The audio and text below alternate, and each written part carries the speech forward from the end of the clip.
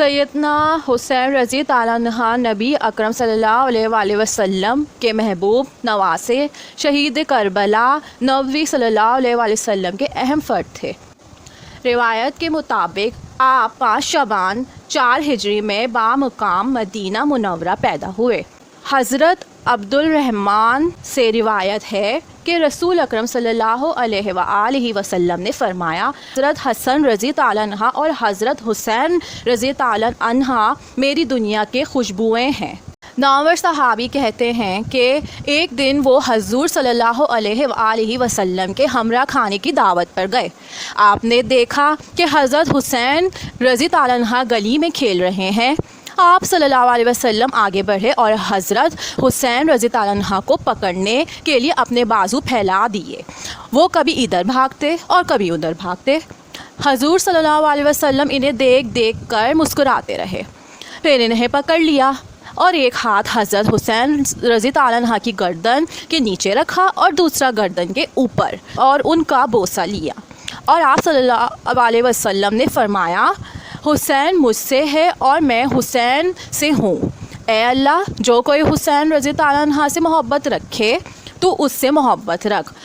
ایک مرتبہ حضور صلی اللہ علیہ وسلم نے حضرت حسین کے رونے کی آواز سنی تو آپ صلی اللہ علیہ وسلم نے ان کی والدہ حضرت فاطمہ رضی تعالیٰ عنہ سے فرمایا، کیا تمہیں یہ علم نہیں کہ اس کے رونے سے مجھے کتنی تکلیف ہوتی ہے؟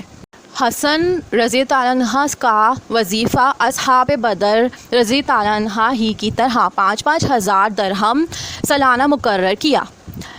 صحابہ کرام رضوان اللہ اجمعین حضرت حسین رضی تعالیٰ عنہ کا جس طرح احترام کرتے تھے، اس کا اندازہ اس واقعے سے ہوتا ہے کہ ایک جنازے میں حضرت حسین رضی تعالیٰ عنہ بھی شریک تھے۔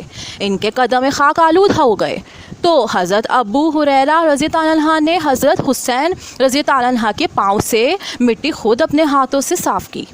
امام حسین رضی تعالیٰ عنہ کو نیک کاموں سے جو شوق تھا، اس کا اندازہ کیا جا سکتا ہے کہ انہوں نے بھی حضرت حسن رضی تعالیٰ عنہ ہی کی طرح 25 مرتبہ پیدل حج کیے، حالانکہ گھوڑے ان کے ہمراہ ہوتے تھے۔ حضرت عائشہ ام سلمہ رضی تعالیٰ عنہ سے روایت ہے کہ نبی اکرم صلی اللہ علیہ وآلہ وسلم نے ان دونوں میں سے کسی ایک سے کہا، میرے پاس آج ایسا فرشتہ آیا جو اس سے پہلے کبھی نہیں آیا تھا۔ اس نے مجھ سے کہا کہ تیرا یہ بیٹا شہید کیا جائے گا۔ آپ صلی اللہ علیہ وآلہ وسلم چاہیں تو میں اس سرزمین کی مٹی دکھا دوں جہاں وہ شہید کیے جائیں گے۔ راوی کہتے ہیں کہ پھر انہوں نے سرخ رنگ کی مٹی دکھائی۔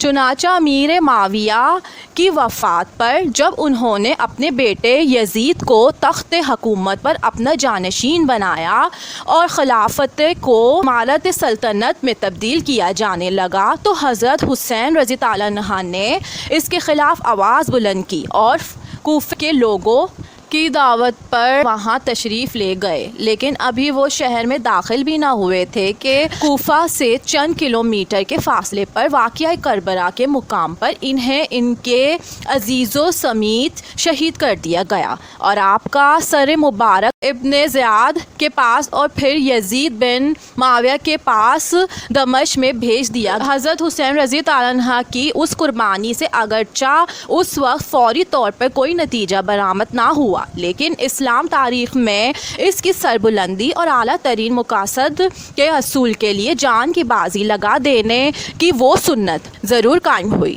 جس نے تاریخ کے ہر دور میں شاہراہ مستقیم پر چلنے والے قافلوں کے لیے ایک روشن مثال قائم کی۔